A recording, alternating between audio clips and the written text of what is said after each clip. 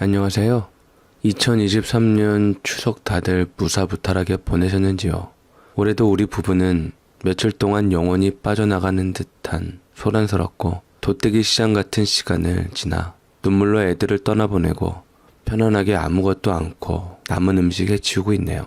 아들놈 식솔이 먼저 와서 우리 귀청을 찢어놓고 추석날 오후쯤에 근처 사는 딸내가 애들 몰고 오는데 물론 이쁘고 사랑스럽지만 체력이 딸립니다. 저는 눈치껏 애들 음식 챙긴다고 주방으로 내빼는데 남편은 등이며 양쪽 어깨에 손주들 주렁주렁 달고 울상인데 솔직히 요즘 애들 등치가 우리 애들 때와는 달라서 부담스럽습니다.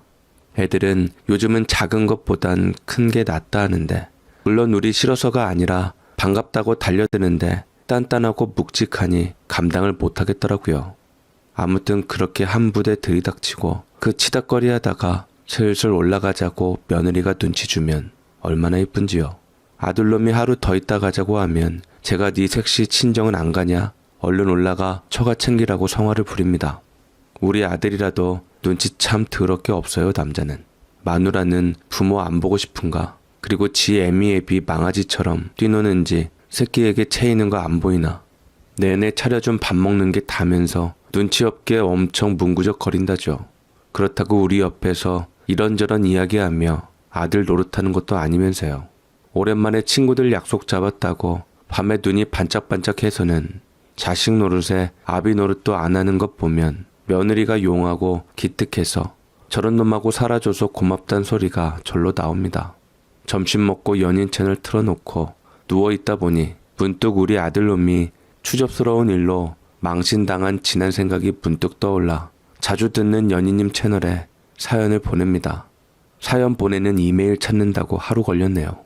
우리 아들이 공부를 참 잘해서 서울로 대학을 다니고 회사도 외국계로 들어갔습니다. 우리 필승이가 애가 많이 엉뚱합니다. 어릴 때 천재 소리도 들었는데 엄마인 제가 보기에 천재는 아니고요. 설익은 천재, 설익은 바보 왔다 갔다 합니다. 요놈은 공부는 내내 전교 1등에 지역 1등. 예전에 딱 한 번 감기약 먹고 비몽사몽한 가운데 전국 1등한 적도 있는데 시어머니 남다르게 좋은 놈입니다. 그래서 다들 천재라고 하는데 바보짓 하면 또 필승이죠. 어릴 때부터 이상한 짓 하면 끝까지 가는데 우리 서방님 결혼 전에 모처럼 집에 와서 우리 애들하고 근 일주일 시간 보내면서 잘 놀아줬거든요. 이제 삼촌 집에 가야 한다고 하니 헤어지기 싫다고 울고 짜고 하더니 막상 서방님 떠난 날은 코빼기도 안 보여서 놀러 갔나 보다 했더니만 트렁크 속에 숨어들어 부산까지 내려갔습니다. 도착해서 짐 빼다가 요놈이 있는 거 보고 사색이 돼서 형수님 필승이 여기 있어요 하는데 데려올 생각에 눈앞이 깜깜했지요. 그때 초등학교 1학년이었거든요.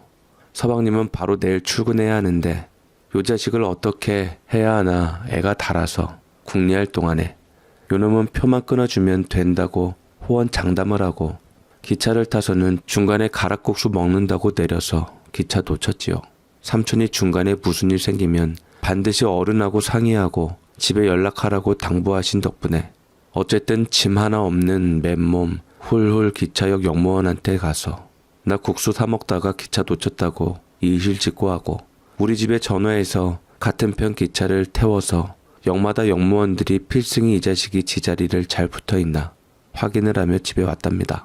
그때 이놈은 아저씨들에게 고마운 마음에 밀크 캐러멜 하나씩 쥐어줬다는데 엉뚱하기가 이루 말할 수 없고 무대책이 대책이냅니다.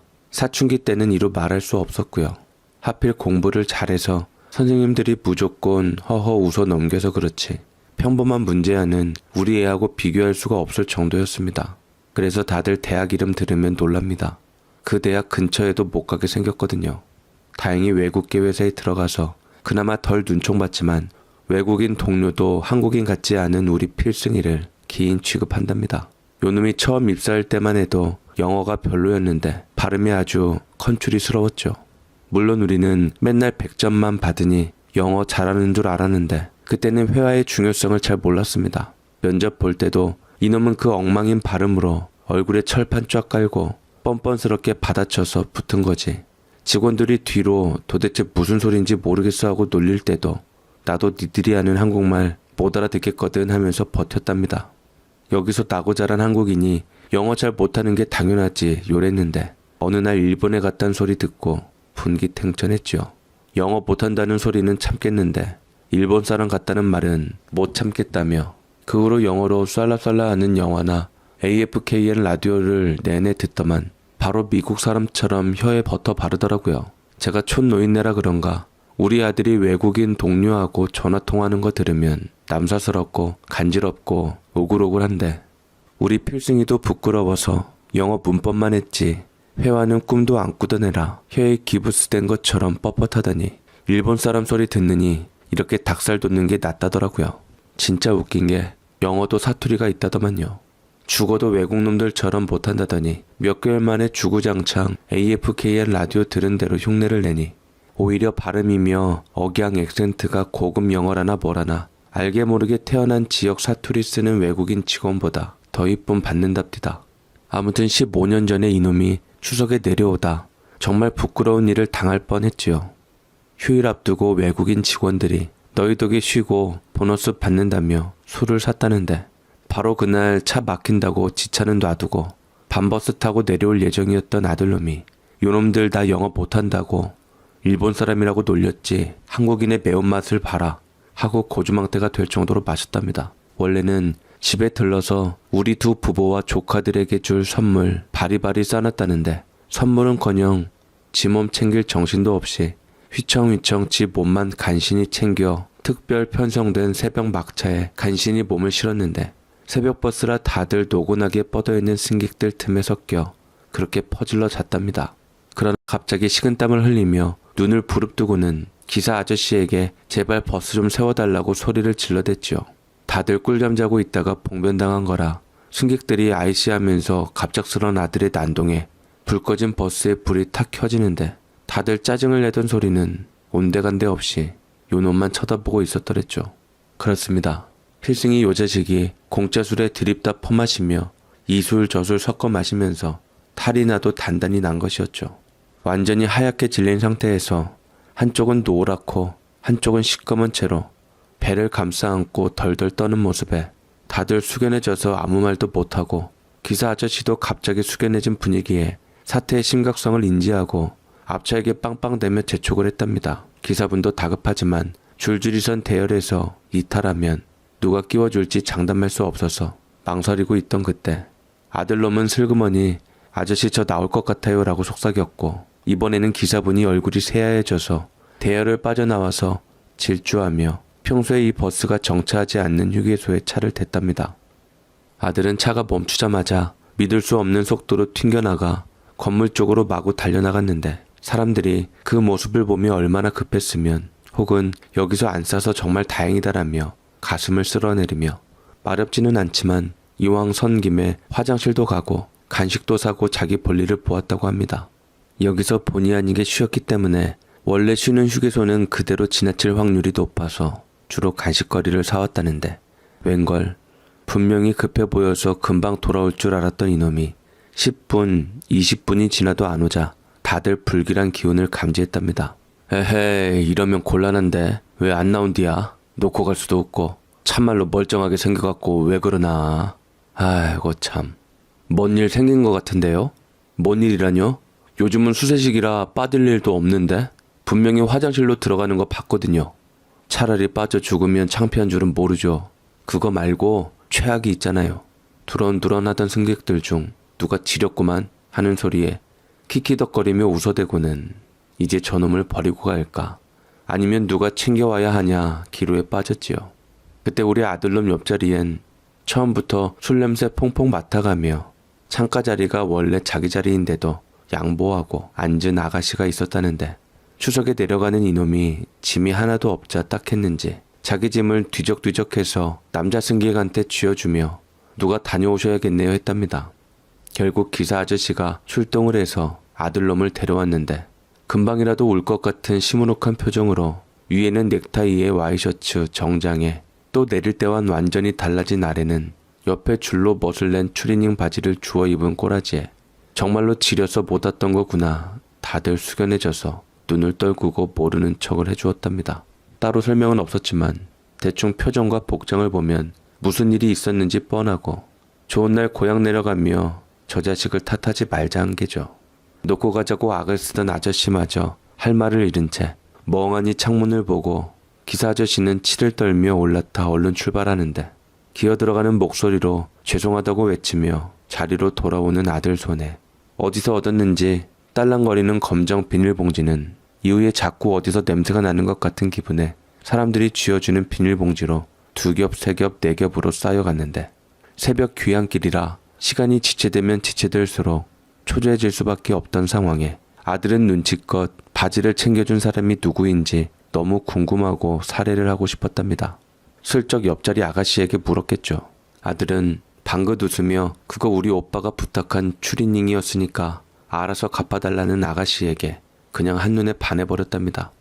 초조함이 짜증으로 변하고 마침내 내버려 놓고 그냥 갑시다 하고도 남을 시간에 적재적소에 처치를 한 자신의 구원자에게 자기 이상한 사람 아니라고 명함을 쥐어주었답니다. 우리 아들놈이 뭐더라? 회사가 바이어스 도르프 코리아거든요. 여기가 어디냐면 니베아 바세린 만드는 독일 회사입니다. 물론 우리 아들놈은 제2 외국어로 독어를 해서 영어 독어를 주로 쓰는데 아가씨에게 나 절대로 이상한 놈 아니고 외국 동료하고 일이 있어서 무리를 좀 했다. 추리닝값 말고 따로 은혜를 갚겠다며 번호를 따왔지요. 그렇게 집에 홀린 듯이 온 필승이 놈이 당연히 집구석에 붙어있을 리가 없죠. 친구들과 선후배에게 여자의 이름 석자로 수배를 걸고 대충 출신학교와 미혼임을 확인한 놈은 그놈의 추석 귀성길 버스 안에서 배탈로 창피당할 뻔한 자신을 도와준 아가씨에게 은혜 갚는다고 불러내서 영화도 보여주고 빵도 사주고 커피도 사주었다는데 여자애도 다음날 얻어만 먹어 미안하다며 또 영화 보여주겠다고 하니 친구들이 또 한턱 사라고 불러내 밖으로 돌 수밖에 없었죠. 이때까지만 해도 저는 아무 생각 없었습니다. 필승이 녀석은 지금 당장은 그렇고 다음 명절인 설에는 집에 데려올 테니 마음에 준비하라는데 그래 둘이 서울서도 차근히 이어가 봐라 하고 말았는데 그런데 그 여자가 하필 같은 계원 딸이었습니다. 그걸 어떻게 알았냐? 걔야다 알았습니다. 필승이는 아가씨가 무척 조신하고 입이 무겁다고 좋아했거든요. 웬걸 우리 필승이 버스에서 화장실 이야기부터 미주알 고주알 다 일러바치고 있었더라고요. 심지어 그 개원은 저하고 앙숙인데 상종 못할 인간입니다. 저는 굳이 사람에게 무기를 들이대야 범죄냐? 아니라 보거든요. 말 이쁘게 안 하고 해서는 안 될 말 하는 것도 범죄입니다. 그 개원은 제가 처음 시집와서 아무것도 모르고 집하고 장에만 오고 가니 옆집 언니가 개 끼워줘서 알게 된 사이인데 저와 동갑이라 처음엔 친했던 사이입니다. 저하고 똑같이 타지에 시집와서 같은 처지라고 엄청 엉겨붙고 이 집은 뭐가 싸고 저 집은 뭐가 싸다 말해주며 좋은 정보를 공유해주고 제가 잡채 좋아한다고 하면 자기 생각나서 우리 반찬하는 김에 더 만들었어 하면서 가져다 줬지요. 그래서 서로 내밀한 시집의 친정 얘기를 하며 투덜거리기도 하고 같이 욕도 하고 울기도 하고 그랬답니다. 그런데 왜 벌어졌냐고요? 세상에 그렇게 한 6개월 정도 지냈던 어느 날 우리 시어머니하고 장보다 이 여자를 마주쳤는데 대뜸 내가 저하고 아주 친해서 요즘 어울리는 친구인데 사돈네 그러니까 며느리 친정아버지 술병 나서 가신 거 아시느냐? 며느리가 혼자 있으면 술 생각이 나는가? 자기가 음식만 가져다 주면 반주 생각난다고 하는데 잘 지켜보셔야겠다고 하는 겁니다. 이게 말입니까 똥입니까? 이게 35년 전 일인데 어찌나 억울한지 제가 토시 하나 안 틀리고 다 기억을 합니다. 당시 제 감정이 배신감 이런 게 문제가 아니라 음해받은 억울함이었습니다. 야, 너 이제 보니 아주 무서운 니 아니더라? 내가 언제 반주 타령했니? 네가 있지. 어따 대고 우리 시어머니 붙들고 돌아가신 아버지 이야기를 하니? 강경화로 가신 양반을 술병 나서 가신 걸로 말하질 않나? 뭐? 음식만 보면 술 생각 하나 보다고 감시해? 요것이 내뱉는다고 다 말인 줄 아나? 난 또 친정엄마인 줄 알았지. 자기랑 닮았더라고. 그리고 시어머니라도 자기가 아니면 아닌 거지 뭘 그렇게 흥분을 한대? 보통 간 안 좋아 죽었다고 하면 술이지 뭐 다른 거 있어? 그래서 일생 술 입에도 안 됐어? 자기 아버지? 마셨을 거 아니야. 그러니 술 때문이 아니라고도 못하지. 그리고 나는 간 튼튼해. 시댁이니 친정이니 간 안 좋은 사람 없고 우리 시댁에서는 명절에 며느리인 나도 술 몇 잔 마셔도 뭐라 안 하거든. 암튼 그래서 반절 생각난다 한 거지 별 생각 없어. 그런데 너 내가 그럴 때마다 그러게 하고 맞장구 쳤잖아. 그래서 한 말이야. 나는 그래도 너는 그러면 안 돼서. 뭐야? 너는 해도 되는데 나는 안 돼? 이게? 야, 너는 체질이 술 마시면 안 좋은 체질이잖아. 그래 친정 엄마한테 딸 좀 잘 지켜봐라 하는 의미로 귀뜸해 준 건데 왜 그러냐? 남편 보낸 것도 서러운데 딸까지 술 때문에 죽으면 노인네만 불쌍하지. 기껏 지 생각해서 한 말 가지고 트집이야. 웃기고 있네 이게. 네가 분명히 사돈네. 그러니까 얘네 친정아빠 이러면서 말해놓고선 친정엄마로 착각을 해? 왜 네 맘대로 우리 아빠를 술 때문에 죽은 걸로 만드냐? 네가 뭔데? 네가 의사야? 간경화도 여러 가지가 있어 띨박한 거사. 무조건 술 마셔서 간병 걸리는 것도 아닌데다 초록 술 때문에 그렇게 되셨더라도 네가 감히 우리 돌아가신 아버지 이야기를 내 시어머니한테 할 주제도 군번도 아니라고 이냐나. 우리 시어머니가 너처럼 사람 바로 앞에 두고 새치 혓바닥 함부로 놀리는 것하고는 상종도 말라더라. 심술나지? 네가 바라는 대로 안 돼서? 와, 나한테 웃는다고 사람 마음까지 웃고 있는 거 아니라는 거 이제 알았다 야. 고맙고 다신 보지 말자. 인간 말종아. 뭐야? 이게 불쌍해서 놀아줬더니 뭐가 어쩌고 어째? 인간 말종? 이 뒤질 것이? 그렇게 25 말만한 새댁 둘이서 길바닥을 뒹굴며 머리 쥐어 뜯어가며 싸웠습니다.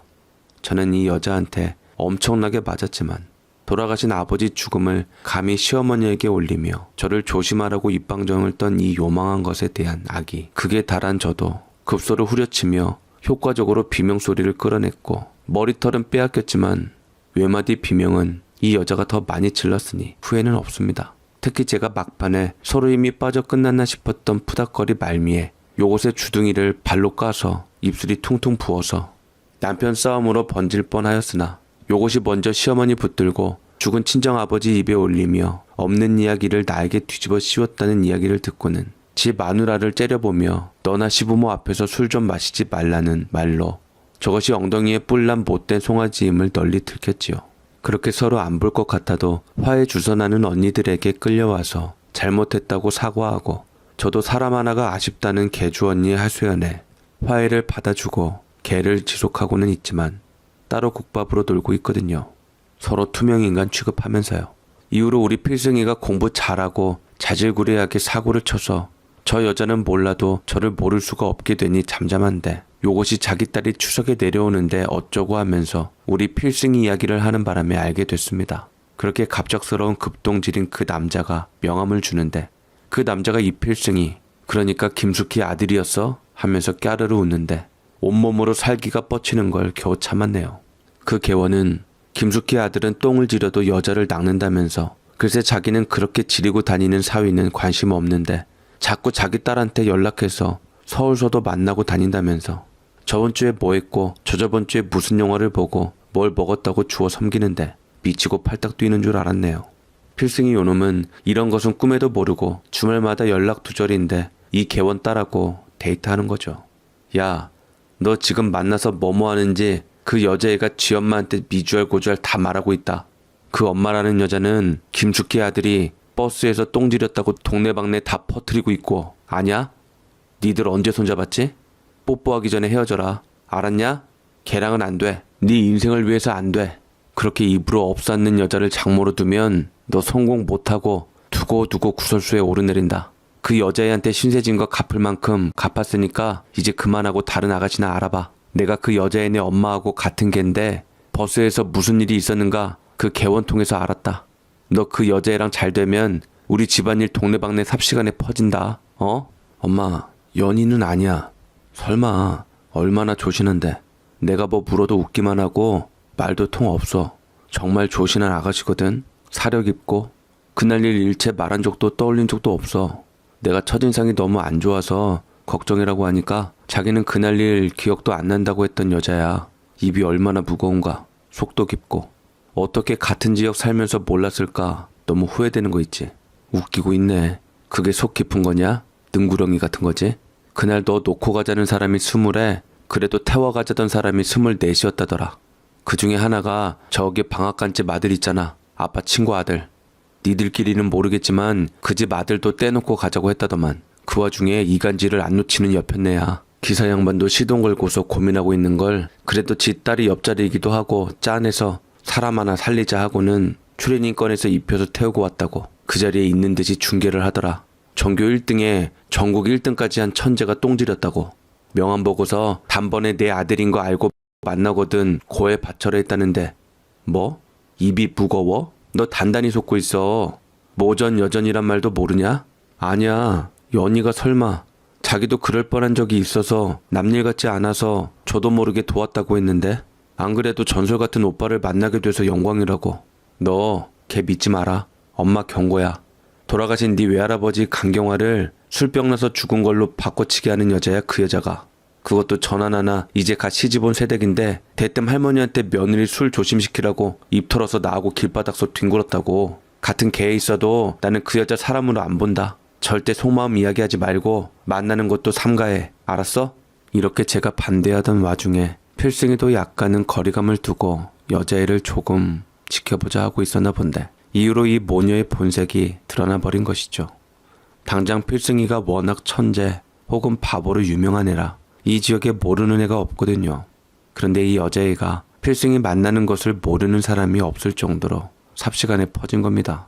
물론 필승이가 그날 술을 왜 그렇게 퍼마시고 그 꼴이 되었는지까지 구구절절하게 다 밝히는 바람에 그 천지가 회사 다니더니 공짜 술 마시고 탈나서 개망신당한 못난이가 되었다며 우스갯거리가 되고 여자애들은 냄새 안 나디 어쩌고 저쩌고 인생을 구제했네 하면서 자기는 여신이 되었답니다. 특히 갯날에 이 여자의 유세가 점점 심해지는 데다 똥싸개 아들 누가 데려가겠냐며 우리 필승이가 본의 아니게 저 개원 딸 아니면 장가도 못 들게 몰아가는 겁니다. 심지어 똥지린 놈 살려주고 만나주기까지 하는데 나중에 결혼하면 장모 모시고 살아도 할 말 없지 않냐 하는데 속셈이 뻔했지요.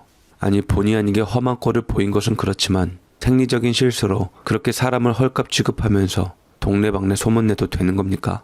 이 상태로 둘이 좋아서 결혼을 해도 우리 아들은 두고두고 똥지리고 여자 낚는 놈밖에 안 되는 거잖아요.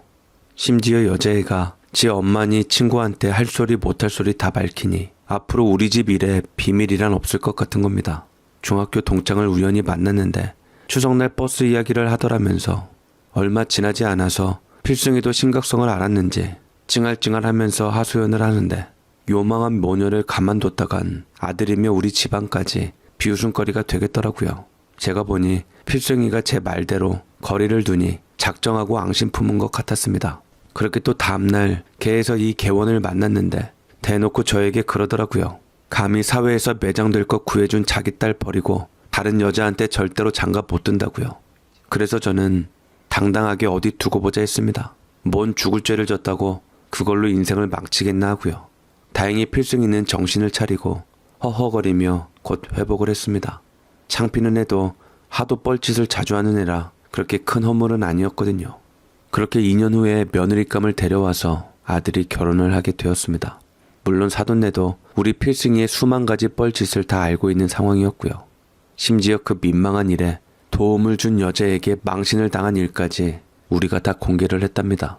필승이가 좋은 처자 만나서 날 잡혔다는 소리를 들은 개화는 거품을 보글보글 물었는데 언니들이 중재를 참 잘해주었거든요.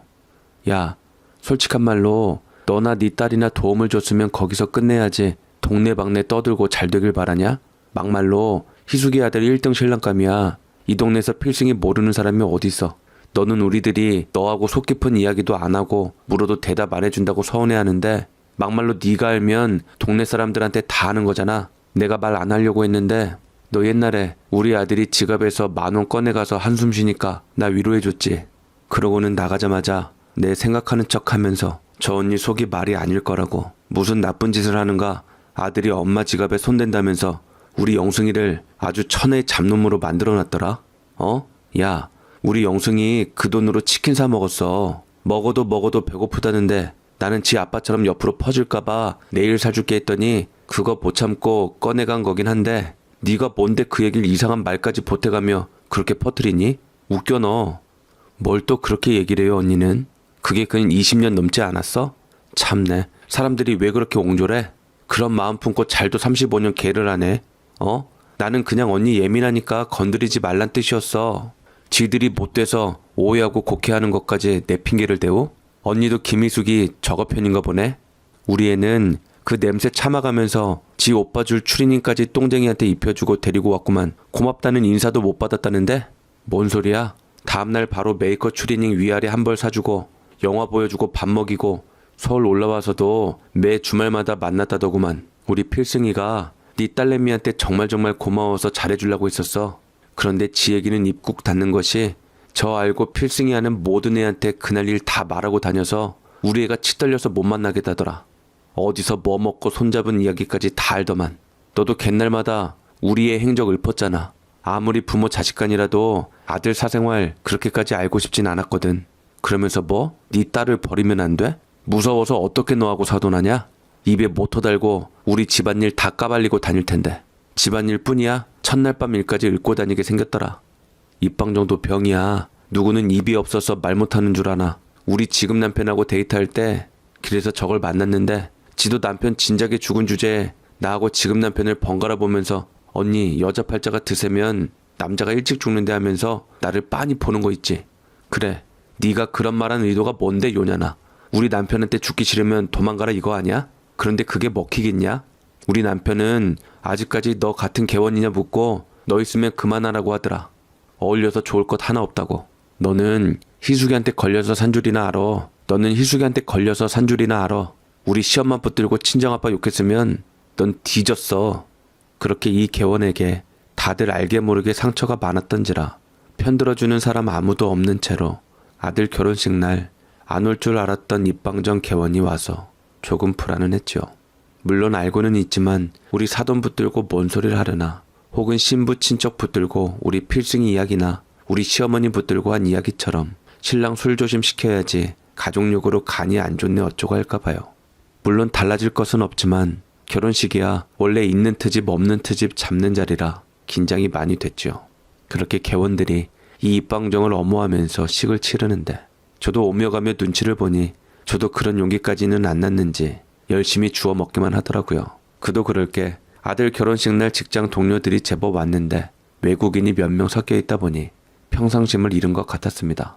그리고 본식 끝나고 2부로 우리 아들하고 신부하고 어릴 때 사진부터 쭉 영상이 나오는데 입방정 개원이 열심히 집어먹더니 배탈이 났는지 꾸룩꾸룩 하더니 화장실에 가더라고요. 슬쩍 그림자가 지길래 봤더니 그 여자가 나가길래 그래 그 길로 집에나 가버려라 하고 있었지요. 우리 아들 영상이 시작될 때 나간 개원은 우리 며느리 영상 끝날 때까지 안 들어오더니 이후로 애들 둘이서 웨딩 준비하고 우리 사돈하고 우리 가족하고 예물 준비며 식사하는 장면 때 들어오는데 얼굴이 헬쓱하니 영 힘들어 보였습니다. 당시에 이름 있는 호텔에서 예식을 해서 둥근 테이블 삥 둘러서 하객들이 앉은 터라 바로 고개 돌리면 하객이 다 보였는데 언니들이 이 개원이 심술나서 그러는 줄 알고 뭐라고 하더라고요. 그때 숨을 훅 하면서 뭐라 말을 하는 것까지 보고 저는 바로 사돈 눈치 보며 화면을 보았는데 또 나갔나 봅니다. 옷 갈아입은 애들이 들어와서 불이 켜질 때 보니 이 입방정이 없었거든요. 이후로는 저도 애들에게 관심이 쏠려서 이 여자가 뭘 하는지 신경 쓸 겨를도 없었습니다. 언니들이 알아서 쳐내주겠지 했지요. 그렇게 필요원까지 무사히 끝나고 다들 음식 먹는 동안에 우리는 패백하러 갔거든요. 이후로 애들 신혼여행 가기 전에 쉰다고 떠나고 한시름을 놓고 친척들하고 인사를 하고 집으로 가는데 언니들한테 전화가 빗발치는데 우리 아들 그렇게 망신을 주다니. 그 입방정이 우리 아들 결혼식에서 대망신을 당했답니다. 그날 멋낸다고 투피스 정장을 입고 왔는데 배탈나서 화장실 들락달락 하더니만 이후로 위아래로 쭉쭉 쏟아내면서 급속도로 탈진이 된 모양입니다. 우리가 패백하는 동안에 그 입방정이 도저히 혼자 집에 못 가겠다 싶었는지 비척비척 호텔 로비에 와서는 개원 언니들 기다린 모양인데 그만 치마를 잘못 여며서 훌렁 올라간 겁니다. 의자에 앉으려면 바로나 앉지 힘들다고 옆에 의자에 상체를 지탱하고 들어 눕다시피 퍼질러 있어서 경악한 손님이 바로 경비 불러가지고 쫓겨났답니다. 망신도 이런 망신이 없었지요. 마침 언니들이 경비가 이 입방정 개원한테 갈 때 우리 일행인데 어디가 안 좋은갑다 하고 바로 데려와서는 옷 매무새를 제대로 하는데 일부러는 아니고 진짜로 헬쓱하고 해롱해롱 정신이 없이 무슨 일인지도 모르더랍니다. 아무튼 차에 태워가던 언니가 불안해서 자기 요실금 기저귀 입혀서 데리고 왔다는데 그렇죠. 사람이 생리현상을 어떻게 조절합니까? 누구든 예상치 못할 일은 생기는 겁니다. 다행히 일가 친척들은 패백하는데 몰려서 입방정이 무슨 꼴을 하고 있는지 몰랐고 저도 그냥 말 안 했습니다. 지만 창피당한 것이죠. 그것도 그 화려한 호텔에서 말입니다. 이후로 묘하게 입방정은 우리 필승이 이야기가 쏙 들어갔습니다. 만약에 입방정 떨면 반격할 거리가 있어서 두렵지는 않지만 일단 그런 이야기하고 싶지 않은 우리는 간간히 말없이 입방정을 똑바로 쳐다보며 아무 말 않는 것으로 입막음을 하고 있습니다. 당시에야 모르지만 제정신 들고 나면 죽을 것처럼 민망한 게 생리현상이지 않습니까? 당해보았으니 알겠지요. 본인이 얼마나 치사한 짓을 했는지요. 남의 아들 골로 보내려다가 우리 필승이 장가가는 날 지가 훅 갔지요. 요즘은 그래도 입 조심하는데 얼마나 갈지 모르겠습니다. 아무튼 이 개원 딸과 안 엮이고 며느리 잘 얻은 제가 참고 넘어가야겠지요. 누가 그러는데 나이 먹어갈수록 말 줄이고 지갑 열라 하더라고요. 저도 이 입방정을 교훈 삼아 말을 줄이고 지갑 열려고요. 들어주셔서 고맙습니다. 안녕하세요. 저는 결혼 25주년이 되는 시점에 제 인생의 전환점을 맞이하게 된 50대 중반 주부랍니다. 남편과 저는 없는 집 자식으로 태어나 제 힘으로 벌어먹고 살기 위해 고등학교를 졸업하자마자 어느 자그마한 공장에서 일하다 만났습니다. 그 당시 남편과는 궁합도 안 본다던 4살 차이였는데 낮에는 일하고 밤에는 야간 대학을 다니고 있었더랬죠. 그래서였는지 남편이 제 눈에는 지적여 보이기도 했고 공장에서 같이 일하고 있는 또래 동료들보다 멋져 보이고 미래가 밝아 보였습니다. 참 그때까지만 해도 남편이랑 콩깍지가 단단히 씌었던 것 같아요. 그런 남편이 저한테 다가오니 제가 안 넘어갈 수가 없었어요. 그런데 이런 저에게 주위의 동료들이 언젠가부터 수근거리면서 남편에 관해 이상한 말을 한마디씩 하더군요. 네가 아직 어리고 세상 경험 없어서 잘 모르는가 본데 남자 겉모습이나 보고 선뜻 마음 주지 마. 그리고 저 사람이 왜 여기 많은 사람들 놔두고 들어온 지 얼마 안 된 신입인 너한테 관심을 주겠냐? 아무튼 여기서 저 사람이 나아 보일지 모르지만 옆으로 눈만 돌려도 더 멋진 사람들 많아. 너도 네 눈높이를 높이도록 해봐. 아직 나이도 있으니까. 그리고 저 사람이 너를 택한 이유를 이래저래 생각도 좀 해보고. 마치 뭔가를 안다는 듯이 남편을 오래 봐왔던 직원한테 그에 관한 얘기를 두리뭉실하게 들었는데도 그래도 뭐에 홀렸는지 저는 동료의 말이 잘 들어오지 않더군요. 아무것도 몰라서 그랬는지 부처님, 예수님이 찾아와 뜯어말리고 무슨 말을 들어도 귀를 틀어막아 버린 듯 했습니다. 동료의 말처럼 세상 물정 모르는 쑥맥이라 그랬지요.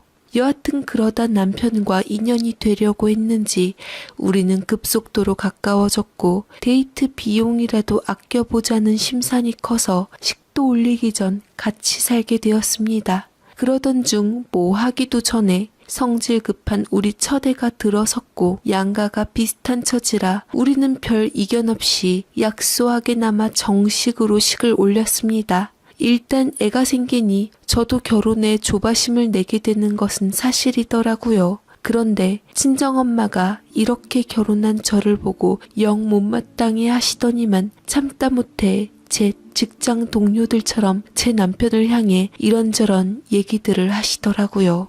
넌 어렸을 때부터 밭에 있는 쑥갓이랑 쑥을 잘 구분 못해서 남자 보는 눈도 이와 별 다르지 않을까 걱정했다. 최서방을 좀 더 지켜봐야 되겠지만 목표가 뚜렷한 사람이라 조금은 안심이 되지만 그만큼 성취욕도 커서 너처럼 순하디 순한 애가 그걸 받쳐주거나 견뎌낼 수 있을지 모르겠구나. 하여튼 네가 선택한 사람이니 행복한 가정을 이뤘으면 좋겠다. 친정엄마의 진심 어린 충고는 확실히 세상을 오래 산 사람의 연륜이 돋보이는 말이기는 했지만 어쨌든 제 아이 아빠가 된 그 일을 더 이상 경계하고 싶지는 않았습니다. 마냥 믿고 사랑스럽고 좋은 남편이라고 한평생의 반려자로서 함께 살아가고 싶었지요.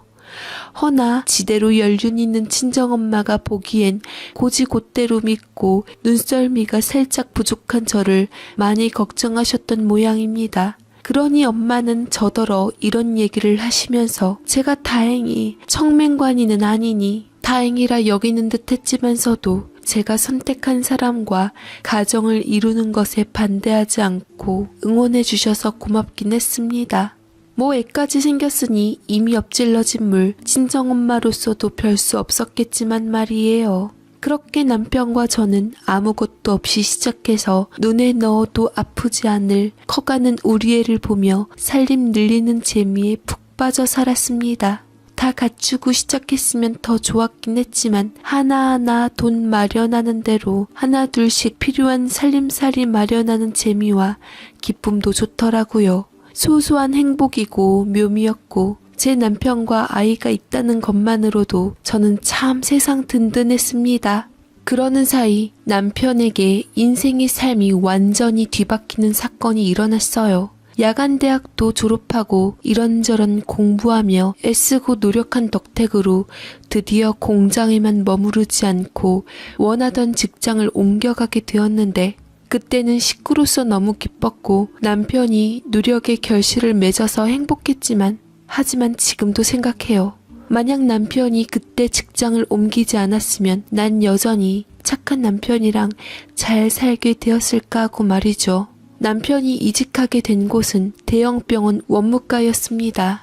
그게 불행의 시초였던 것 같아요. 저는 그때까지도 일단 한 푼이라도 벌려고 계속 공장을 다녔는데 어쨌든 좋은 직장으로 이직한 남편이 새삼 대견하기도 하고 대단하기도 했습니다. 그렇지만 환경 무시 못한다고 공장에서 투박하게 성실히 일하던 사람이 그것도 대형병원 원무과에서 사무직으로 하루아침에 일하게 되니 예상치 못하게 남편은 겉모습뿐만 아니라 말투, 행동까지도 달라지기 시작하면서 저를 당황스럽게 만들기 시작했습니다. 제가 기껏 다린 셔츠와 양복들을 몽땅 제 얼굴에 던지면서 막말들을 짓거리기 시작하더라고요. 이게 뭐야? 당신 눈 없어? 셔츠랑 양복 깔끔하게 다려놓으라고 했더니만 칼주름이 안 잡혔잖아. 도대체 시집을 올 때 다림질도 안 배우고 뭐 했어? 그동안 아주 거저먹으면서 집안일 했지? 당신 눈에는 아직도 내가 공장 나부랭이로 보여? 나 병원에서 사무직으로 일하는 사람이야. 이제부터 일찍 일어나서 팔첩반상 무조건 차려. 머리 고생할 생각하니 좀 질 좋은 음식으로 영양소에 맞게 먹어야겠더라고. 이래봬도 내 직장이 병원인데 아무거나 막 먹을 수 없잖아. 내가 당신 사모님 소리 듣게 해줬으니 당신도 처신 제대로 해. 우리 직장 사람들 하나같이 다 부인 수발받고 사는데 당신도 당연히 그래야 하지 않겠어?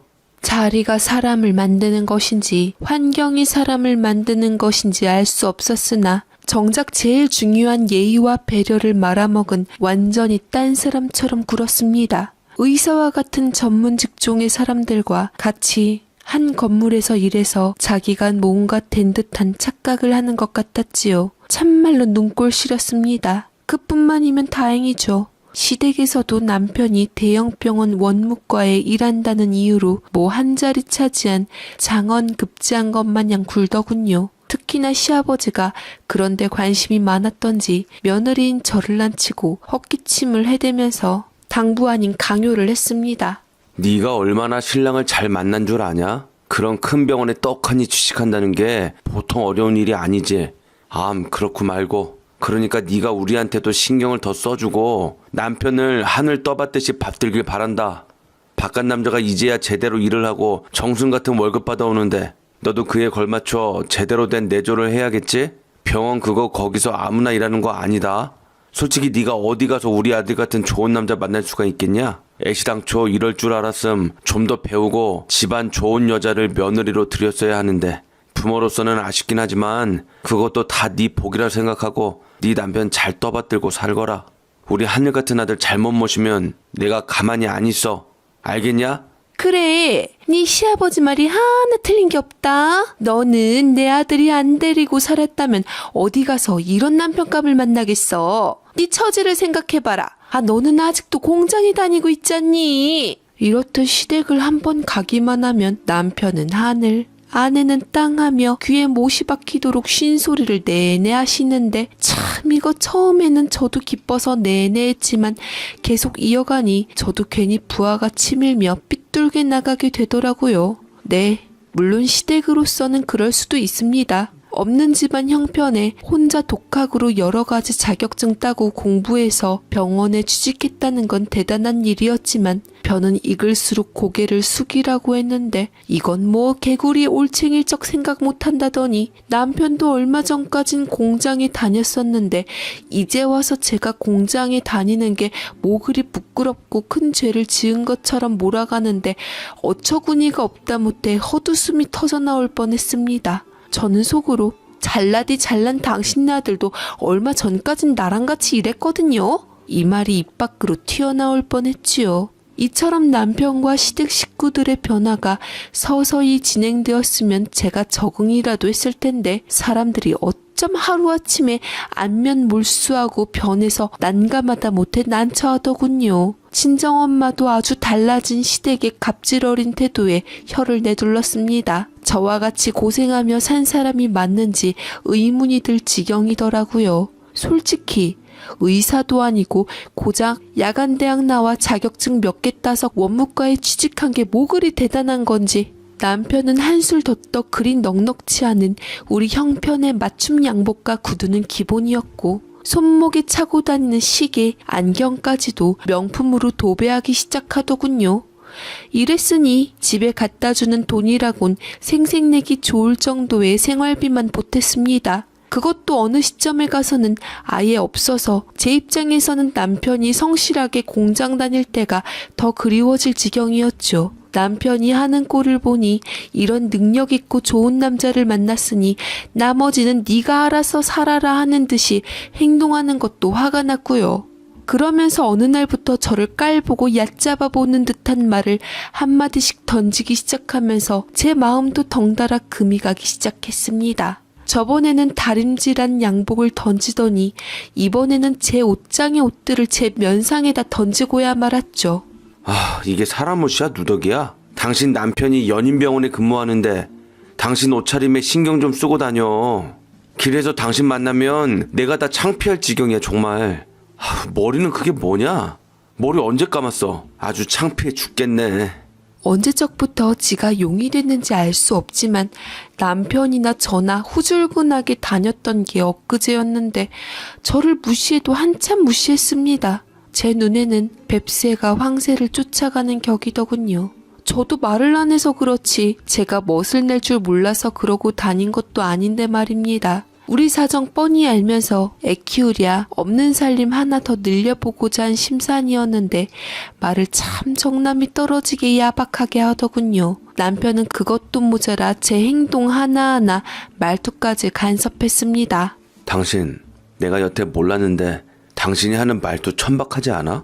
책이나 신문 쪼가리도 좀 보면서 세상 일이 어떻게 돌아가는지 관심이라도 가지고 살아. 뭐라고요? 천박? 지금 나한테 천박이라고 했어요? 기막혀. 언제는 제 말투가 귀엽고 애둘러 표현 안에서 이해하기 쉽다면서요. 당신 진짜 요즘 왜 그래요?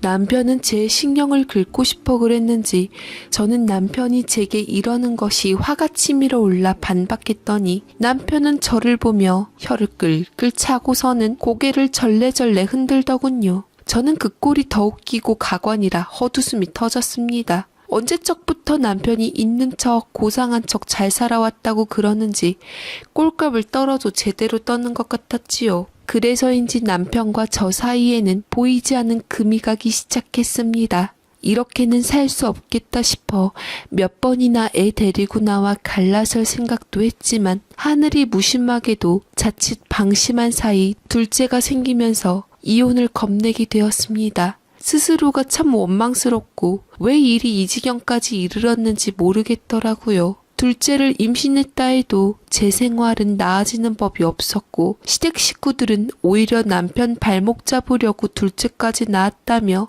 막말을 해대는 동안 전 임신기간 40주 내내 제 인생의 최대 서럽고 한많은 시기를 보내게 되었습니다. 어찌어찌 시간이 지나서 둘째 아이가 태어났는데 아직 제가 남편에 대해서 포기를 못했던 건지 인간으로서 아빠로서 내심 희망이 있기는 했어요. 남편이 첫째 때는 공부하고 직장 다닌다고 육아에 신경을 못 썼다 치더라도 둘째 때는 육아를 같이 했으면 하는 게 제 심정이었는데 참으로 큰 채 욕심이 되어버렸지요. 제 딴에는 저 역시 전적으로 전업주부로 있었던 것도 아니라 형편이 이러니 몸이 회복되는 대로 계속 일을 다녔어서 같이 가사 분담도 하고 육아 분담도 하길 바랬던 건데 남편은 아니나 다를까 손 하나 까딱 안 나고 육아는 저 혼자 하는 게 당연하다는 듯이 저만의 일로 치부해버렸습니다. 네가 혼자 둘째 낳았으면 네가 알아서 해야지 왜 내가 그 일을 하냐? 네 할 일은 네가 해. 집안일은 당연히 여자가 해야지. 육아도 집안일이니까 네가 해야 되고. 넌 뭐 이런 쓸데없는 일로 나한테 그렇게 부담을 주고 그러냐? 그러니 너한테 정이 생길래야 생길 수가 없지. 더 이상 나한테 책임 강요하지 마. 이렇듯 나 몰라라 하고 훅 나간 남편 때문에 저 혼자 감당하기에는 도저히 안 돼요. 하는 수 없이 결국 친정엄마께 부탁드렸어요. 엄마는 제가 이런 어려움에 처해 있으니 당장 달려와서 우리 애들을 키워주셨습니다. 친정엄마는 남편이 하는 꼬락서니를 보고 쭉 지켜보더니만 이건 영 아니었던지 남편이 퇴근하기만을 기다리며 참다 한마디 하시기에 이르셨지요.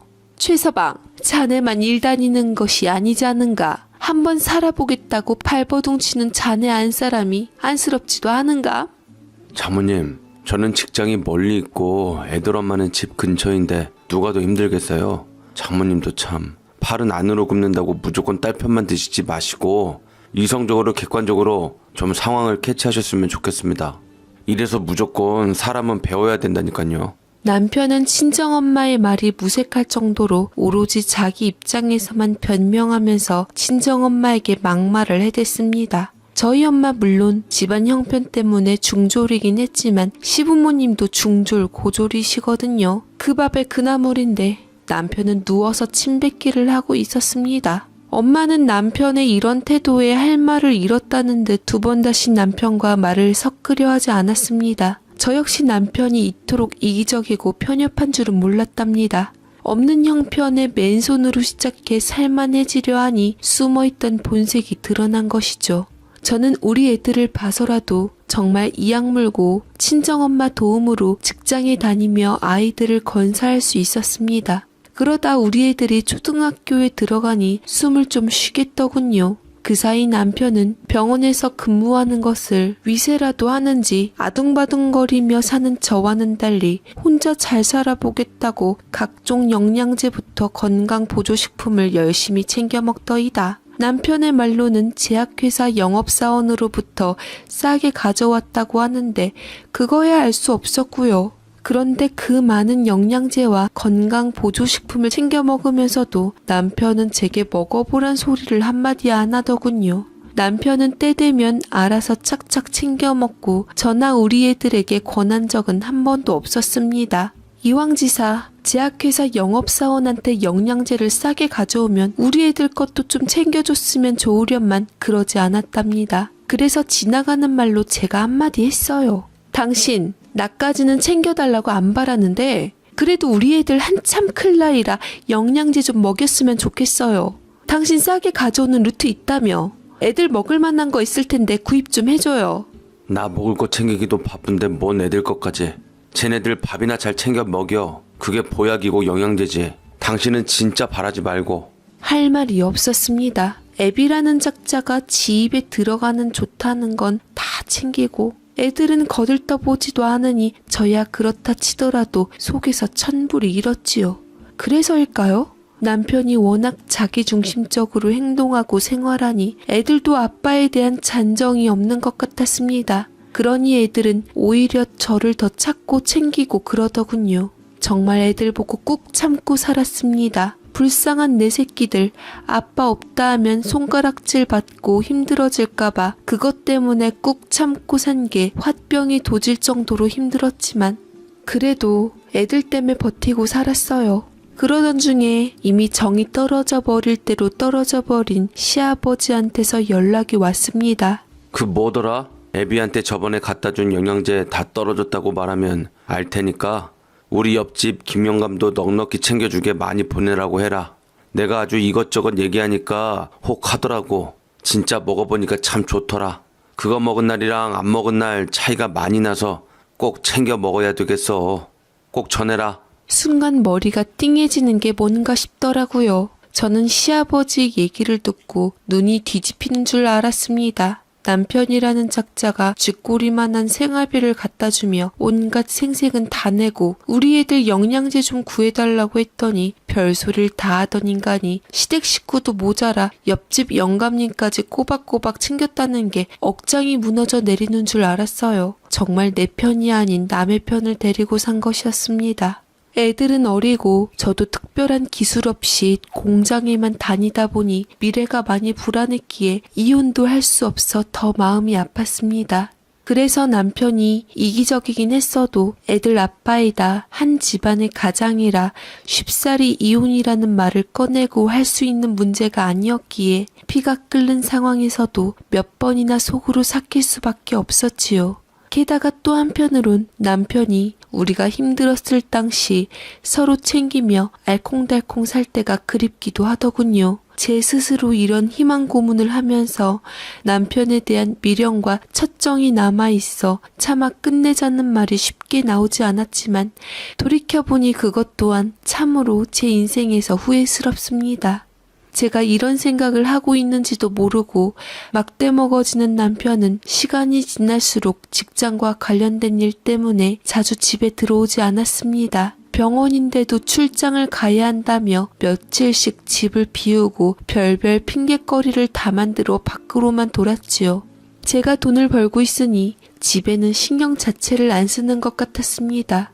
그동안 남편이 번 돈을 어디다 쓰는지 모르겠으나 분명한 사실 하나는 외모에 상당히 투자하고 있었어요. 건강을 위해 영양제를 챙겨 먹는 것은 물론이거니와 옷, 피부 관리에다 운동도 열심히 하러 다니는 것 같았습니다. 그러니 세월이 흐를수록 저와는 확연히 외모에서 차이가 났더랬죠. 저는 아이들 키우랴 직장 다니랴 절 위한 시간은 나지 않았다고 변명 아닌 변명을 하고 싶습니다. 이러고 사니 생활하기도 버거운데 저한테 투자한다는 건 엄두도 나지 않았고요. 그러다 우리 부부를 아는 지인들은 오래간만에 만나면 다들 입을 댔습니다. 아니, 남편분은 볼 때마다 젊어지네요. 어떻게 관리하시길래 세월이 비켜갔어요?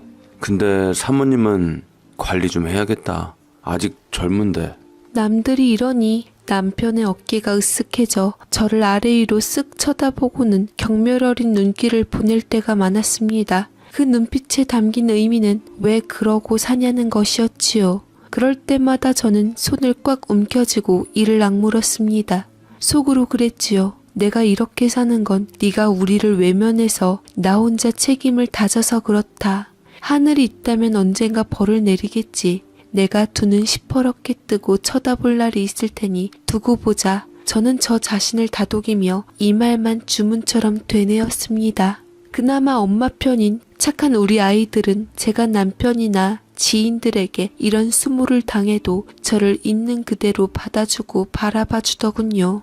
엄마, 난 엄마가 우리들 위해 고생하고 지금 와서 고백하는 거지만 엄마가 미용실 갈 돈으로 우리 용돈 챙겨준 거 다 알고 있었어.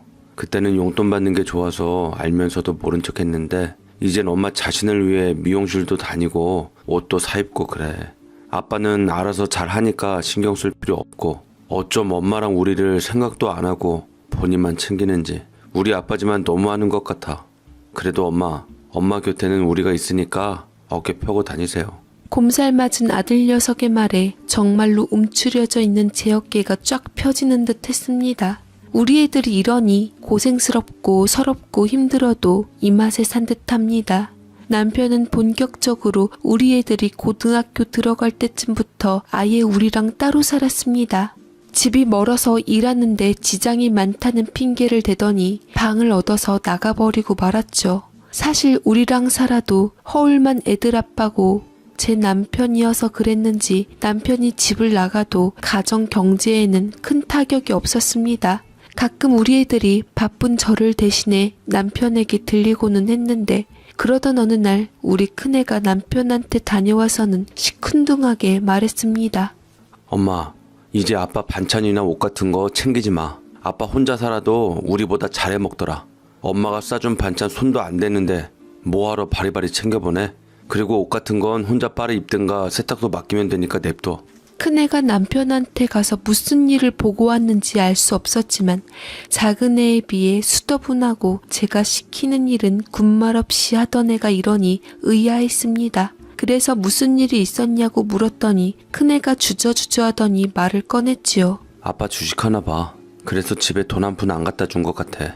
거기다 골프도 치러 다니는지 비싼 골프백도 있더라. 거기다가 향수도 브랜드별로 있고 잘 모르겠지만 여자 화장품도 좀 있는 것 같기도 하고 딱 답 나오지 않아? 암튼 뭐 그렇다고 엄마만 죽어라 일하지 말고 엄마도 엄마 인생에 좀 더 최선을 다하도록 해.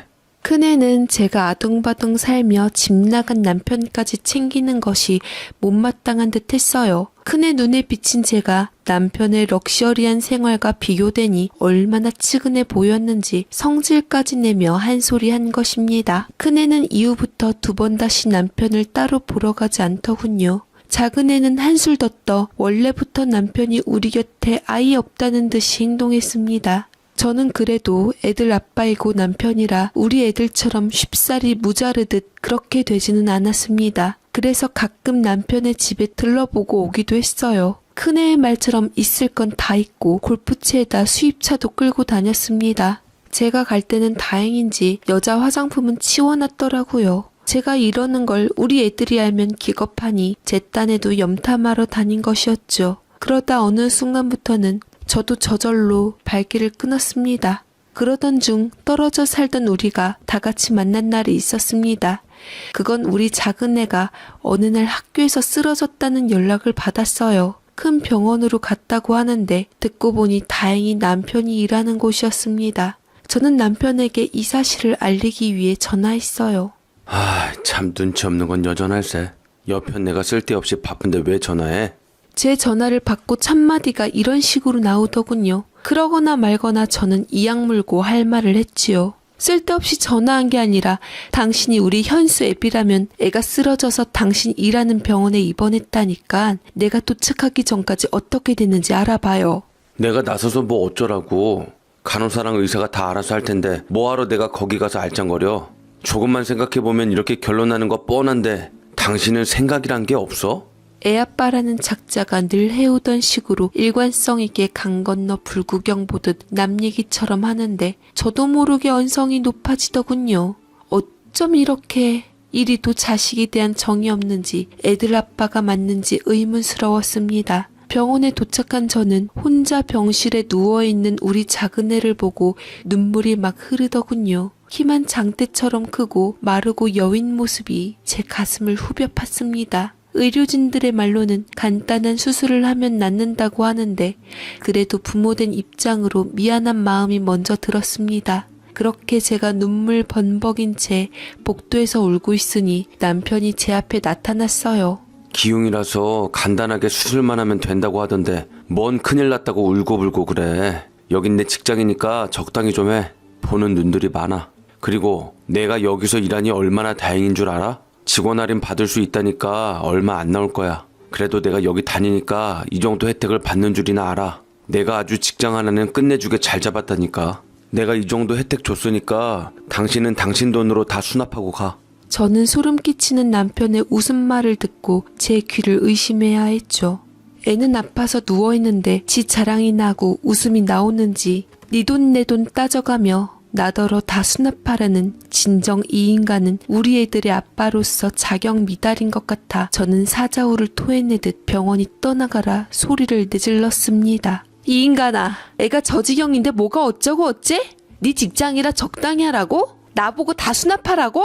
그렇게는 못하겠다. 내 새끼 아파서 누워있는 거 네 눈에는 꾀병으로 보여? 간단한 수술? 그래. 너도 간단한 수술통에 마비된 네 양심이랑 피가 빨간색인지 파란색인지 확인 좀 해보자. 이 나쁜 인간아. 저는 일부러 악을 쓰며 소리쳤습니다. 냉혈한 같은 남편의 이중성이 병원 사람들에게 알려졌으면 하는 마음에서요. 제가 정신 나간 사람처럼 병원에서 소란을 피우니 보안 요원들이 난동을 부리는 줄 알고 달려왔습니다. 그러나 제가 남편과 그러고 있으니 당황해하며 남편의 눈치를 보는 듯 했어요. 그러자 남편이 보안 요원들에게 담담하게 말하더군요.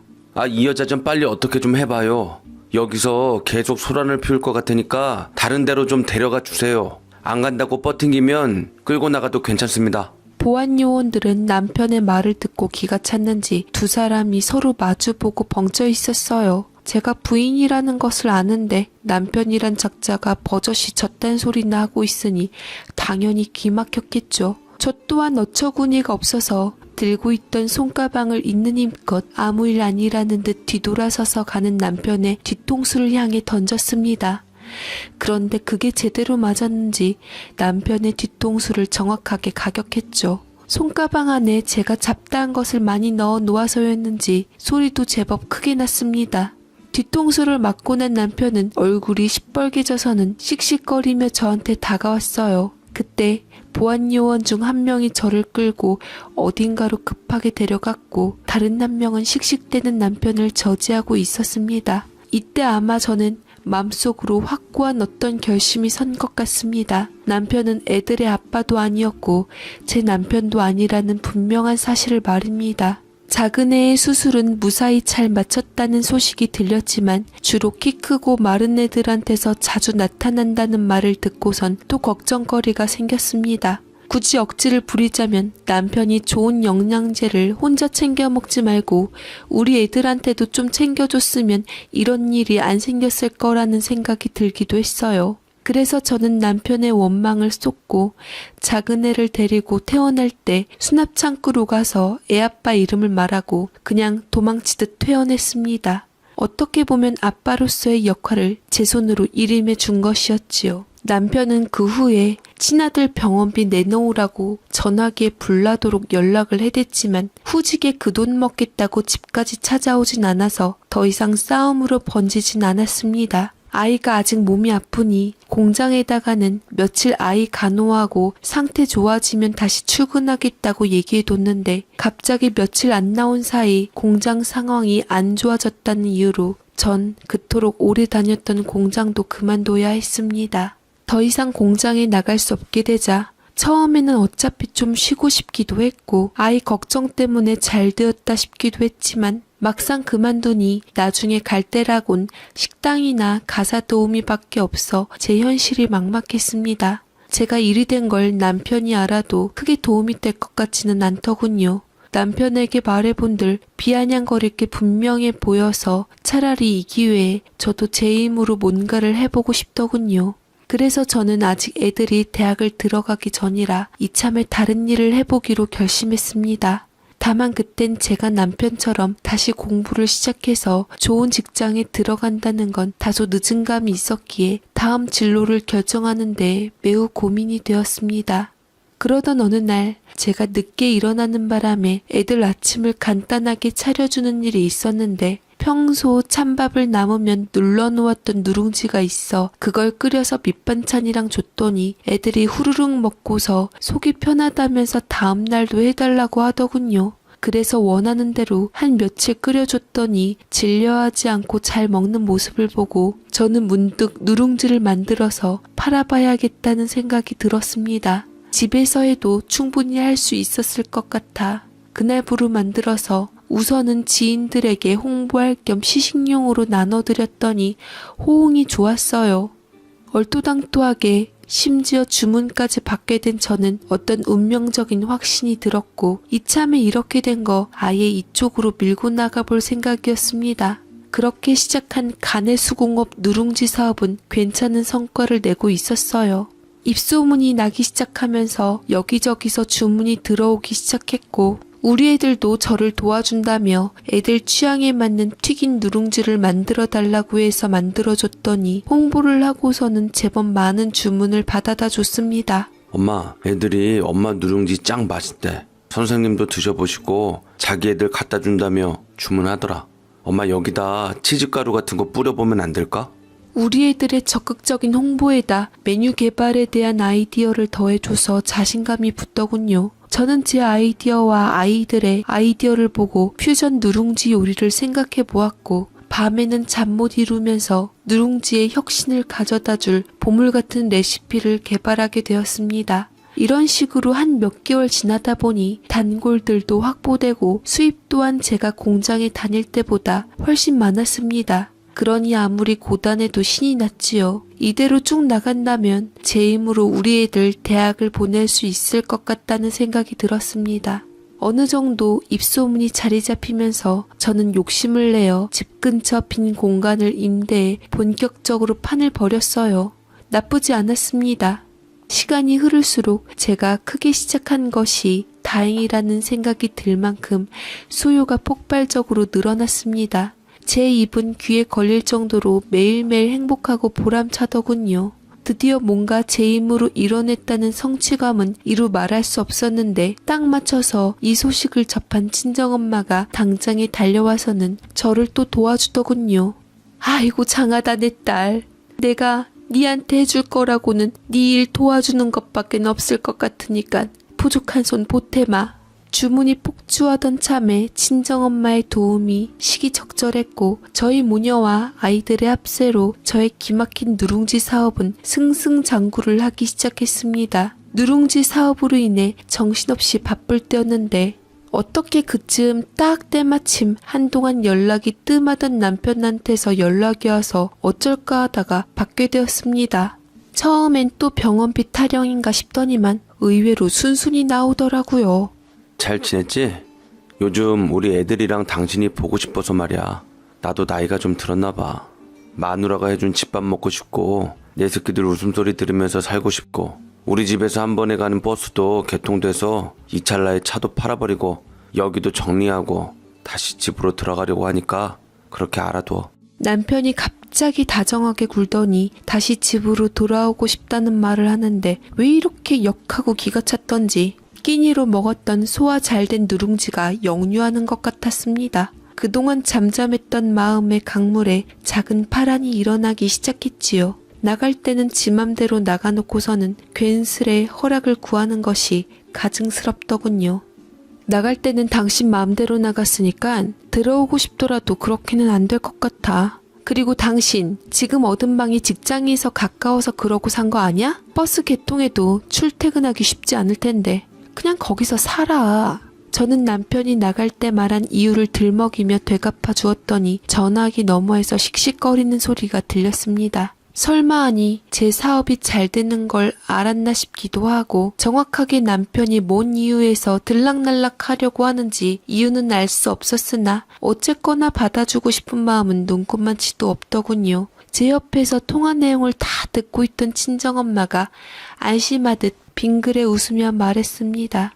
내가 너를 참 걱정 많이 했는데 이제는 그런 쓸데없는 걱정 안 해도 되겠구나. 그리고 집이 쥐구멍도 아니고 쥐새끼처럼 들락날락 하는 데는 분명 이유가 있으니까 조심해야 해. 분명 네 사업 돈 냄새를 맡은 것 같다는 짐작이 드는데 네 귀에 어찌 들릴지 모르겠지만 이제 애들도 다 컸고 차라리 이참에 마음 편하게 이혼을 하는 것도 나쁘진 않겠구나 싶다. 저는 친정엄마의 말을 듣는 순간 혹시나가 역시나 싶었습니다. 돈 냄새를 맡았을 확률이 높았지요. 그래서 엄마한테 일을 맡겨놓고 급하게 일을 보러 나갔어요. 남편은 그렇게 저와 통화하고 난 후 수시로 전화를 해서는 살랑살랑거리며 집으로 들어오고 싶다는 표현을 강하게 어필했습니다. 그러나 이미 지 손으로 물을 엎질러 놓고는 저보고 담으라는 것 같아 그 원을 들어줄 수가 없었어요. 무엇보다 저보다도 애들이 한사코 반대했습니다. 엄마, 여태 아빠 없이도 우리끼리 잘 살았잖아. 무늬만 아빠인 사람 필요 없으니까 그냥 이대로 우리끼리만 살자. 우리가 아빠 내쫓은 것도 아니고 본인이 나가서 살다가 뭐가 아쉬워서 우리랑 살고 싶어 하는지 모르겠어. 만약 아빠가 들어온다면 우리가 가만 안 있을 거야. 저도 그랬지만 애들이 이토록 남편을 거부하는데 굳이 드리고 싶은 마음이 없었습니다. 남편이 들어올라 치니까 배 아프라고 그랬던지 더더욱 상승세를 타는 누룽지 사업은 하루가 다르게 성장해서 두 사람이 감당하기에는 힘이 들 만큼 직원을 둬야 했는데 반말은 쥐가 듣고 낱말은 새가 듣는다고 제가 누룽지를 만들어 판다는 것을 소문 들은 불청객이 또 있었는데 느닷없이 제 작업실에 시어머니와 시아버지가 연락도 없이 들이닥치고야 말았던 것입니다. 네 소식 들었다. 이런 걸 차렸으면 우리한테 연락이라도 하지. 서운하게 네 얘기를 다른 사람한테서 듣게 하니? 이두원 참. 누룽지 사업이 썩 잘 된다고 들었는데 돈 좀 많이 벌었니? 그래 아가, 우리가 놀고 있잖냐. 우리 수입도 그럭저럭 한데다 니도 바쁜 것 같은데 우리가 같이 도우면 안 되겠냐? 잘 되는 걸 보니 손도 더 필요한데 싶고 남 월급 주는 것보다 가족이랑 같이 하는 게 뭐니 해도 낫지. 안 그래? 연락 딱 끊고 지들끼리 쑥떡쑥떡 모략을 해댈 때는 언제고 잘 되니 빌붙을 생각부터 하는 얌체스런 시부모를 보니 어찌 될지 그림이 딱 그려지더라고요. 저희 어머니도 기가 찬 듯 시부모들을 위아래로 훑어보았습니다. 지 입속을 챙기려 하는 시부모를 보니 남편의 성정이 시부모를 빼다 박았다는 것을 알겠더라고요. 그래서 콩 심은 데 콩나고 팥 심은 데 팥난다고 했나 봅니다. 무엇보다도 아들 자랑이 대단하셨던 분들이 손바닥 뒤집듯 저를 찾아와서는 엉겨붙으려 해서 심한 거부감이 들었지요. 제 표정이 썩 좋지 않은 것을 본 그때 친정엄마가 나서서 한마디 했습니다. 사돈, 뭘 잘못하셨나 본데 이 사업체 우리의 거 아니에요. 여기서 우리의 잡고 물고 늘어져도 사돈 어르신들이랑 같이 일할 수 없어요. 이 사업체 제 거라서 같이 일하기 영 불편하답니다. 친정엄마의 말에 시부모의 표정은 어이없음 그 자체였습니다. 제 사업체인 줄 알고 어떻게든 엉겨붙으려고 했는데 친정엄마의 소유라고 하니 사돈된 입장에서 많이 불편한 일이었죠. 사실 이렇게 된 이유는 친정엄마의 말을 듣고 제가 각성한 부분이 있었습니다. 남편이 집에 들여오려고 하는 데는 분명 무슨 이유가 있을 것 같아 당장에 제 앞으로 된 사업체를 친정엄마 앞으로 바꿔놓았지요. 만에 하나를 위해서 말입니다. 남편과 제가 따로 살고 있지만 서류상에는 부부로 되어 있으니 어떤 일이 일어날지 몰라서 대비한 것이었죠. 그런데 시부모가 방문하여 이처럼 유용하게 써먹을 줄은 몰랐습니다. 친정엄마 태도가 단호하니 더 이상 시부모는 매달리지 않더군요. 뒤돌아서서 가는 모습이 똥 씹은 표정을 하고 나갔습니다. 이 일이 있고 난 후 며칠 지나지 않아 남편이 저한테 허락을 구하며 매달리다 안 되겠다 싶었는지 어느 날 퇴근해서 집에 돌아와 보니 남편이 예고도 없이 떡하니 집에 들어와 있었습니다. 거기다 뻔뻔스럽게 냉장고를 다 뒤져 우리 애들 해주려고 양념에 재워놓은 고기를 볶아 밥과 함께 입이 터져라 집어넣으면서 저를 보더니 반갑게 맞이했습니다.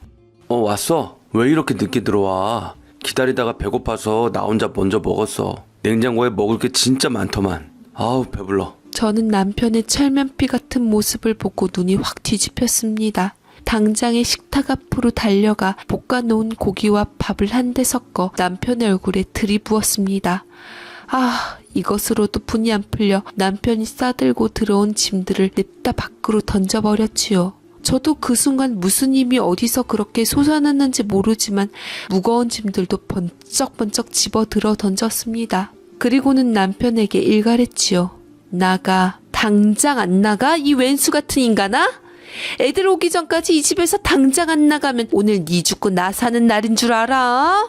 그러면서 여태 억눌러왔던 감정이 폭발해서 저는 팔을 동동 걷어붙였습니다. 제대로 한판 붙어보고 싶더군요. 사람을 아무리 우습게 알아도 이 정도로 우습게 하니 뜨거운 맛을 보여주고 싶었지요. 남편은 제가 끼얹은 고기와 밥을 얼굴에 잔뜩 묻힌 채 한바탕 난리를 피우고 있는 저를 넋놓고 바라보다 야차와 같은 제 모습에 놀라 밖으로 내뺐습니다. 저는 달아나는 남편의 꽁무니가 보이지 않을 동안 서서히 지켜보다 문을 잠가버리고 열쇠마저 바꿔버렸네요. 저는 우리 애들이 돌아오기 전까지 어질러진 주방과 거실을 애들이 본다면 속상해할 것 같아 말끔히 겉부터 치웠습니다. 제가 내동댕이 쳤던 남편의 집은 깡그리 모아서 친절하게 치댁으로 붙여줬지요. 그 이후로 남편에게서 간간히 전화가 왔지만 받아봐야 뻔한 소리만 할 것 같아 받지 않았습니다. 그 사이 저는 준비할 게 있었어요. 제가 남편의 전화도 받지 않고 상대하려 하지 않으니 이번에도 시부모가 남편의 앞가림을 하기 위해서 저를 찾아왔더군요. 저번에는 취업 청탁을 하러 왔다면 이번에는 아들을 저한테 다시 떠넘기기 위해 찾아왔습니다. 그래도 너희들 애들 낳고 산 시간이 있잖냐. 네 남편이 잘 나갈 때는 붙어 살더니 네가 잘 돼서 배는 게 없구나. 그러지 말고 네 남편 집으로 들어오라고 해라. 애들 얼굴을 봐서라도 말이다. 그래라 며느라가. 네가 여태껏 이혼도 안 하고 산 거 보면 네 남편한테 니도 미련이 남아서 그런 것 아니냐? 그러니 눈 딱 감고 받아들여줘. 제가 도대체 잘못한 게 뭐가 있어? 어처구니가 없더군요. 두 사람이 장단을 맞춰가며 남편을 저한테 떠넘기려고 하는데 인간이라면 더 이상 뭐가 우선인지 알아야 될 것 같아 제가 시부모에게 말했습니다. 말씀 잘하셨네요. 이참에 남아있던 일말의 미련마저도 정리해야 되겠어요. 애들 아빠라고 자꾸 운운하시는데 우리 애들 한참 손 많이 갈 적 나 몰라라 한 사람이에요. 그리고 우리 애들 클 때까지 생활비 한 푼 제대로 준 적 없고요. 지가 번 돈 지한테 치장하고 먹고 노느라 우리한테 보태준 게 없어요. 그런데 그런 인간을 제가 거두라고요? 제 남편으로서 뿐만 아니라 아이들 아빠로서 아무짝에도 쓸모없으니 반품할 테니까 데리고 사시든 알아서 하세요. 한 가지 덧붙이자면 우리 애들 그 사람 집에 들어오면 경기 일으키고 어떤 일이 일어날지 몰라 미연에 방지하는 겁니다. 그러니 더 이상 애들 핑계는 대지 마세요. 그리고는 제가 그동안 여태 간직했던 서류 봉투를 건네줬습니다. 꼭 전해주라는 말과 함께 앞으로 얼굴 보는 일이 없기를 바란다는 말을 덧붙이면서 말이죠. 만약 잡음 없이 좋게 끝나지 않는다면 수집해둔 증거로 끝까지 갈 거라고 말해줬습니다. 제 말에 어안이 벙벙해진 두 사람은 저를 멍하니 쳐다보더군요. 혹 대려고 왔다 혹 붙이고 가는 꼴이었습니다. 그 혹도 부록을 훨씬 넘긴 7,000명이 지난 혹이었지요. 그러다 얼마 지나지 않아 남편이 악을 쓰며 집에 들어오려고 한 이유가 밝혀졌습니다. 남편의 동료가 남편을 찾아 우리 집으로 왔더군요. 아시고 계실지 모르겠지만 최 과장님 퇴사하셨어요. 저도 그리 급하게 퇴사할지 모르고 그 전에 최 과장님께 돈을 빌려줘서 아직 받지 못했어요. 두 분이 오랫동안 따로 떨어져 사신 건 알지만 하도 답답해서 염치불구하고 이렇게 돈 받으러 찾아왔습니다. 딱 각이 나오더이다. 동료의 말에 따르면 남편이 주식을 하다 크게 손실을 입고 환자들이 납부하는 입퇴원비로 돌려막다 자체 회계 감사 시 적발되었다고 했습니다. 그래서 남편이 퇴직금 한 푼도 못 받고 병원에서 쫓겨났다고 했어요. 그래도 병원에서는 남편이 오래 근무한 터라 남편에게 선처를 베풀었다고 했습니다. 그래서 병원 측과 남편이 합의 보기로는 횡령한 돈을 어느 시일까지 다 갚으면 여죄를 묻지 않겠다고 약조한 모양이었습니다. 그러나 남편이 갑자기 쫓겨나면서 남편에게 돈을 빌려준 사람이 한두 사람이 아닌 게 드러났다고 하더군요. 카드 돌려막기도 아니고 빚 돌려막기를 하며 산 모양이었습니다. 그렇게 허영심에 쩔어 저를 무시하며 럭셔리하게 살더니 빚 좋은 개살구였던가 봅니다. 그래서 남편이 집에 악착같이 들어와 살려고 했던 것 같고요. 그러나 저는 결심이 확고해서 남편의 동료에게 일러주었습니다. 지금 그 사람 본가에 있어요. 곧 있으면 우리도 서류상으로 확실하게 정리될 거라 앞으로 여기 찾아와도 소용없을 거예요. 부디 빌려준 돈 다 돌려받길 바랄게요. 남편의 동료가 오죽했으면 여기까지 와서 하소연을 했을까 하는 심정이 들더군요. 그래서 저는 남편의 동료에게 남편이 있는 곳을 친절히 알려줬습니다. 이로써 남편이 저지른 일 뒷감당은 알아서 할 거라는 생각이 들었지요. 제가 시부모에게 이혼 서류를 건네주며 그런 말을 해서인지 서로 간에 불협화음 없이 25년간 근근히 이어져 온 우리의 결혼 마침표를 찍게 만들었습니다. 이혼하는 날 드디어 묵은 채증이 내려간 듯 시원했는데 왜 이 시원한 것을 잊어야 했는지 저는 탄성을 지르고 이혼한 날을 제 생일보다 더 가치 있게 여기며 매년 기념일로 삼고 있습니다. 지금 저는 누룽지 사업이 잘 돼 다양하게 유통하고 있습니다. 이 일을 우리 큰애가 돕고 있어요. 작은애는 이후로도 기용 수술을 몇 번 더 받더니 의사가 되고 싶다면서 사수 끝에 의대로 진학했는데 사실 병원이라면 남편 때문에 이골이 난 상태이지만 그래도 아들이 의사가 되고 싶다니 어쩌겠어요. 허락하는 수밖에요. 전 남편은 모든 것을 몽땅 이룬 후 나이가 나이니만큼 특별한 기술도 없어서 뭔 일을 하는지 겨우겨우 입에만 풀칠하며 산다고 하더군요. 들리는 소문에 의하면 그동안 열심히 관리한 얼굴로 나이를 속이다 걸려서 망신사를 당했다 하기도 하고 하여간 시부모도 늙음하게 나이 든 아들 시중 든다고 골골거린다는 소리가 들려오기도 하고 그 집도 말이 아닌 모양이 외다. 저는 그동안 힘겨웠지만 그것을 이겨내고 지 힘으로 당당하게 일어서니 세상 두려울 것도 마냥 행복하기만 합니다. 든든하게 저를 지켜주는 아들들을 바라보며 제 사연을 마치려 합니다. 옛날이야 이혼 무서웠지만 진짜 요즘에는 이혼 그거 별거 아니에요. 이혼의 생각이 있다면 잘 생각하셔서 용기 있게 남은 인생을 위해서 결정하는 것도 내 인생을 가치 있게 만드는 거라 생각이 드네요. 제 사이다 이야기에 귀 기울여 주셔서 감사합니다.